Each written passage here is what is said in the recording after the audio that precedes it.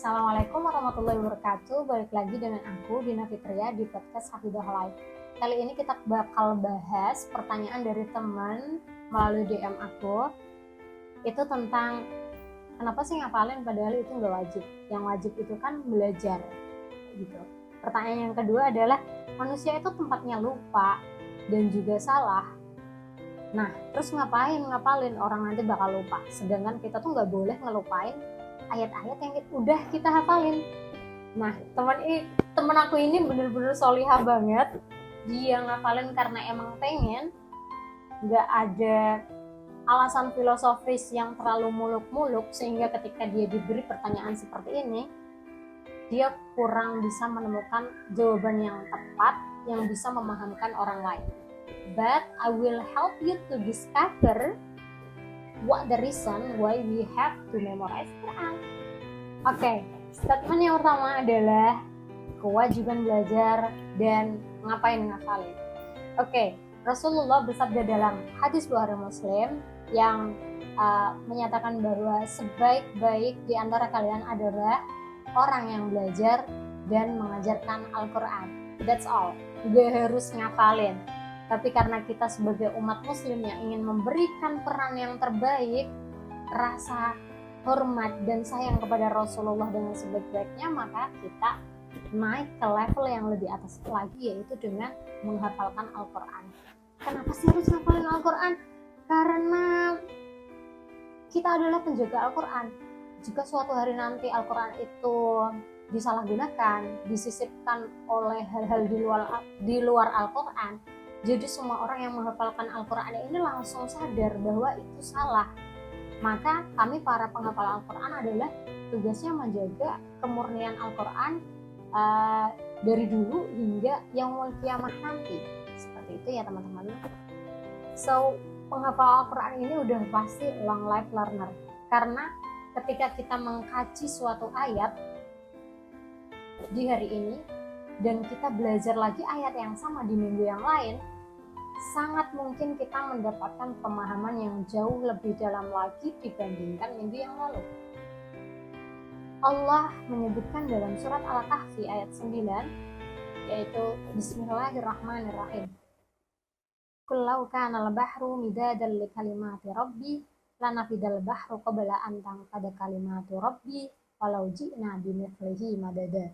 Yang artinya, seandainya lautan menjadi tinta untuk menulis kalimat-kalimat Tuhanku, maka pasti habislah lautan itu sebelum habis kalimat-kalimat Tuhanku. Meskipun kami datangkan tambahan sebanyak itu pula. Jadi gak ada habisnya belajar Al-Quran. Masya Allah banget. Jadi para penghafal Al-Quran ini, aku rasa gak bakal berhenti belajar ya. Mereka selalu berusaha untuk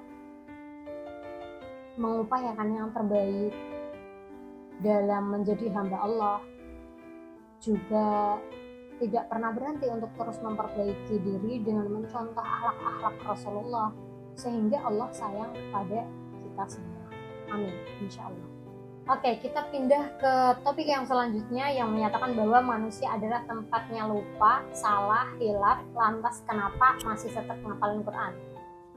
Nah, dia udah tahu nih yang tanya bahwa penghafal Al-Quran itu sama manusianya. Jadi nggak lantas langsung kita ngafalin Quran terus bersayap jadi malaikat tanpa dosa, murni kayak AI, nggak bakal lupa. Ya nggak kayak gitu juga. Ya tolong mohon dimaafkan ketika kita memiliki salah, ketika kita hilaf, karena kita sama manusianya. Ketika kamu bisa menoleransi akhlak yang kurang baik dari diri kamu, semoga kamu juga bisa mentoleransi akhlak yang kurang baik dari orang lain, sehingga kita saling mudah memaafkan. Seperti itu ya teman-teman. Bahkan lupa sendiri itu adalah rahmat dari Allah Subhanahu wa Ta'ala. Karena apa? Karena dengan lupa kita akan senantiasa memperbaiki hafalan kita. Pasti ada kegelisahan, kenapa aku lupa ayat ini? Aku tuh kemarin habis berbuat salah, bagian mana ya, hilaf bagian mana ya?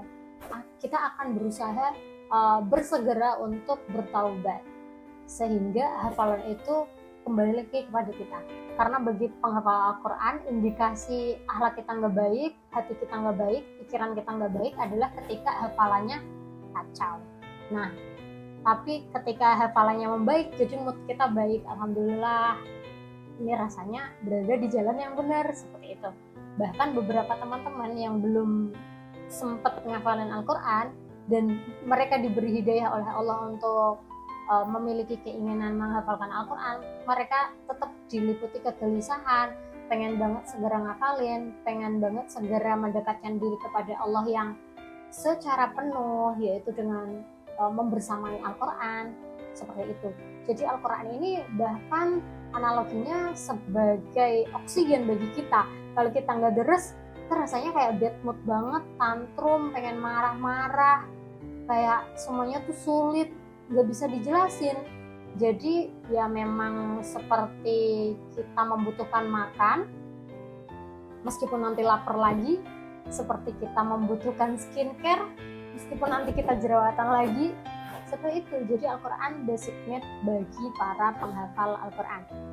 Oke, jadi aku ingin menekankan kepada kalian, bagi kalian yang ingin berkomunikasi dengan Allah, kalian bisa melakukannya dengan cara sholat. Dan apabila kalian ingin Allah berkomunikasi dengan kalian, maka jalannya adalah dengan membaca Al-Quran.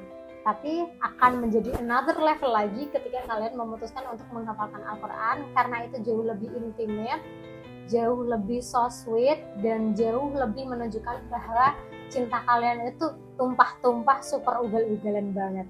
Aku pernah nemu seseorang yang muji aku, yang bikin aku butterfly era banget. Dia bilang, apa sih kesamaan kamu sama Nabi? Kamu tahu nggak? Nggak ada lah, orang aku banyak khilafnya, banyak salahnya. Enggak, cuma Nabi yang punya privilege menerima wahyu dari Allah. Sedangkan kamu juga memiliki wahyu di dalam hati kamu. Sekian butterfly era dari aku. Bye. Assalamualaikum.